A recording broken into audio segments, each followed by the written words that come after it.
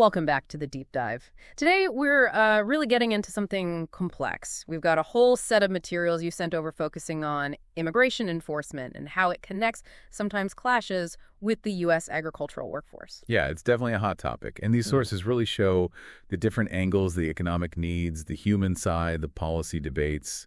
It's quite the tangle. Absolutely. So our mission today is to unpack all of this. We've got insights from, well, all over farm bureaus, advocacy groups, university extensions, news reports, even some public discussion snippets. We want to lay out the challenges, the different viewpoints, the proposed fixes. Exactly. We'll look at why farms rely so much on foreign labor, what happens when enforcement steps up, the real tension in the policy discussions, and how farms are trying to cope.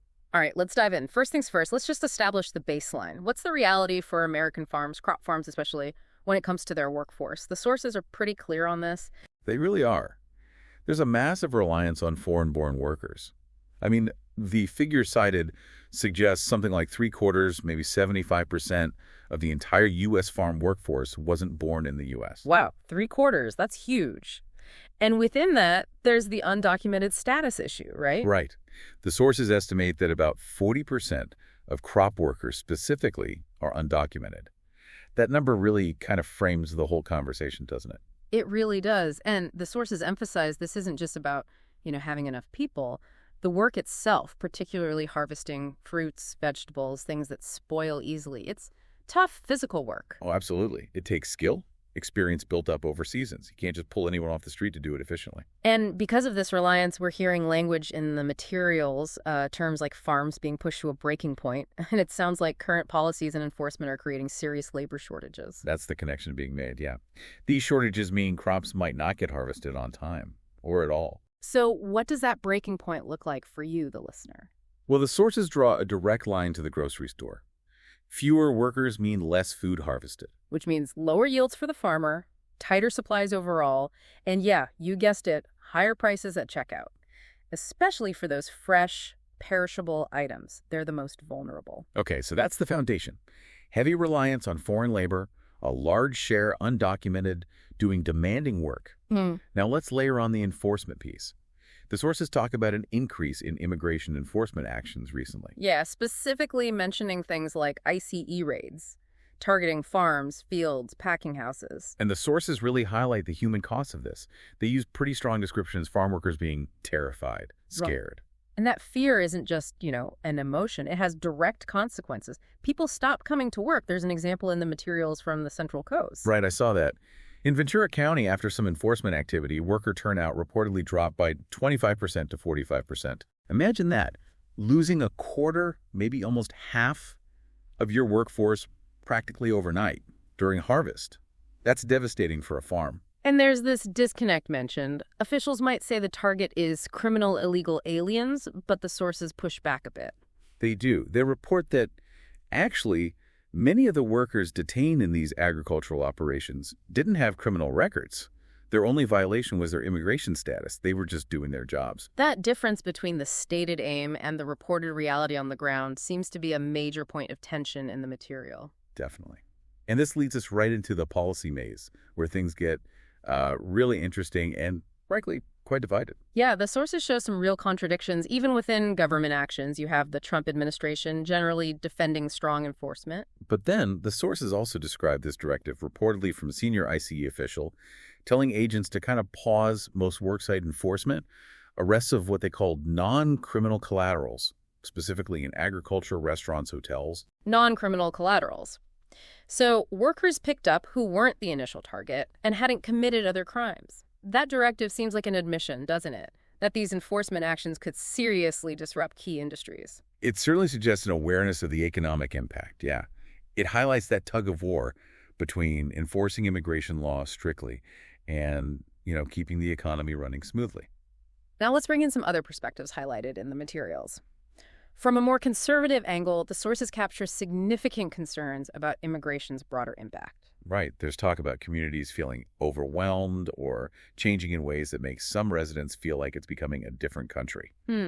And a core argument presented is that entering illegally means you've skipped the line. You've broken the law from the start. And the cost argument comes up frequently from this viewpoint. The sources cite estimates about the financial burden, welfare, schools, other services associated with households that include undocumented immigrants. The argument is that this creates a net fiscal drain. Although, it's fair to say other parts of the material counter that, right? Pointing out long-standing restrictions on non-citizens, even legal ones, accessing many federal benefits. Exactly. So figuring out the actual net fiscal impact is complicated. It depends heavily on what programs you count and who's actually eligible. And it's interesting, the sources even show disagreement within groups you might expect to be aligned, like Trump supporters reacting to that reported pause in agricultural enforcement. Yeah, apparently some saw it as a pragmatic, necessary step, maybe temporary, to protect agriculture, but others reportedly viewed it very negatively as a cave, right? A step back from promises to deport all illegal immigrants, arguing industries shouldn't rely on that labor anyway. This isn't the first time we've wrestled with this. The sources bring up history, specifically the Immigration Reform and Control Act of 1986, IRCA. Big one. Signed by President Reagan. It was a huge deal, legalized almost 3 million undocumented people already here. And it also, for the first time, made it illegal for employers to knowingly hire undocumented workers. That's where the I-9 form came from.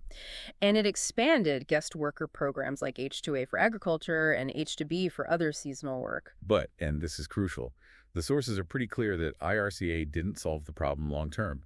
Illegal immigration continued. Why? What went wrong, according to the material? Well, a couple things mentioned are not enough resources put into actually enforcing the rules against employers hiring undocumented workers. And it apparently became relatively easy to get fake documents. It didn't really stop the underlying demand for labor. That history really hangs over the current debate about legal status, doesn't it? The sources mention different ideas being floated. Right, like maybe a system where undocumented farm workers could self-deport and come back legally if an employer vouches for them. Or much bigger proposals, like the U.S. Citizenship Act of 2021. Which some voices in the sources strongly criticize, calling it mass amnesty. And this debate reaches Congress, too.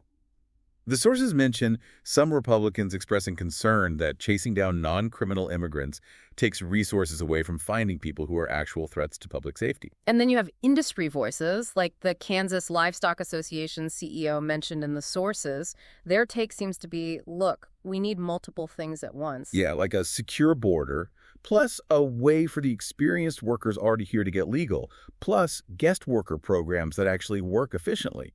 They see it as a package deal. Okay, so given all this uncertainty, the labor needs, the enforcement fears, the policy debates, how are farms actually managing, the sources talk about this 4S approach. Right. The 4 S's.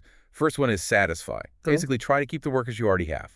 Maybe better training, maybe benefits like health insurance, maybe bonuses for sticking through the whole harvest. Sources do mention wages have gone up, partly pushed by state laws, too. But the sources also kind of temper expectations there. Yeah, I mean, farm work is still incredibly hard, physically demanding, and the workforce isn't getting any younger. So just retaining workers might not be enough to meet the total demand. Okay, seconds. Stretch. This means using tools, technology, mechanical aids to help the workers you do have be more productive, maybe make the job a bit easier. Like lifting platforms for fruit picking or conveyor belts, stuff like that. Exactly. Things that reduce the physical strain or speed things up a bit. There it is. Substitute. This is the big one, replacing people with machines. Full automation. How's that going? Mixed results, according to the sources. It works great for some crops, grains, cotton, things that are harvested mechanically already. But for delicate stuff like fresh berries or peaches, it's tough. Why is that? Well, human eyes and hands are still way better at judging ripeness, handling things gently, dealing with plants that grow irregularly. Current robots struggle with that dexterity. Plus, machines are a huge upfront cost. Unlike labor, you can adjust seasonally. Makes sense. And the last S. Supplement. This is using the official guest worker programs, mainly the H-2A visa program we talked about, bringing workers in legally for temporary or seasonal jobs. And the sources say use of H-2A has gone up. Significantly. Often farms use associations or specialized labor contractors to navigate the H-2A process, which can be complex. And related to formalizing the workforce, there's the American Farm Bureau Federation's position mentioned. Right. They support a way for experienced, currently unauthorized workers who are already here to get legal status. But, and it's a key but, it would be tied to them committing to stay in agriculture for several more years before getting permanent residency. It's another idea for stabilizing the existing workforce legally. The sources even get down to practical advice for farmers dealing with potential ICE visits. Yeah, really practical stuff like know your I-9 audit procedures, have a plan if agents show up unannounced, understand your rights about letting agents onto private parts of the farm, even putting up signs marking private areas. And it's not just advice for employers. No, farm workers are also being informed about their rights. The right to remain silent, the right not to open their door without a proper judicial warrant, the right to talk to a lawyer before signing anything.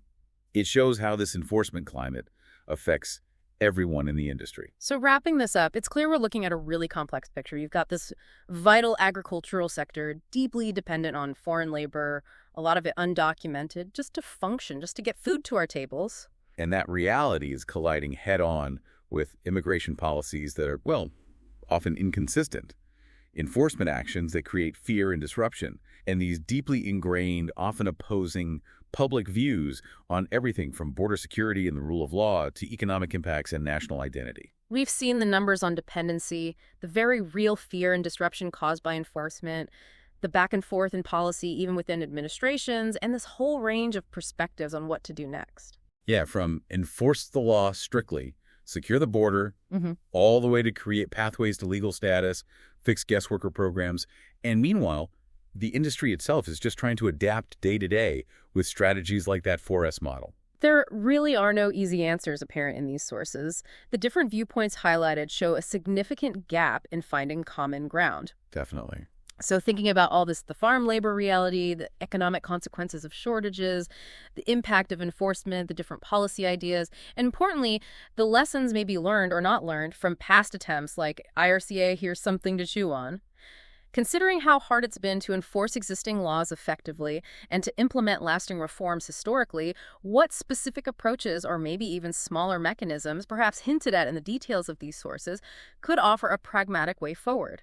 A way to balance the need for a stable farm workforce and food supply with genuine concerns about law, order, and community impact, maybe learning from where IRCA fell short.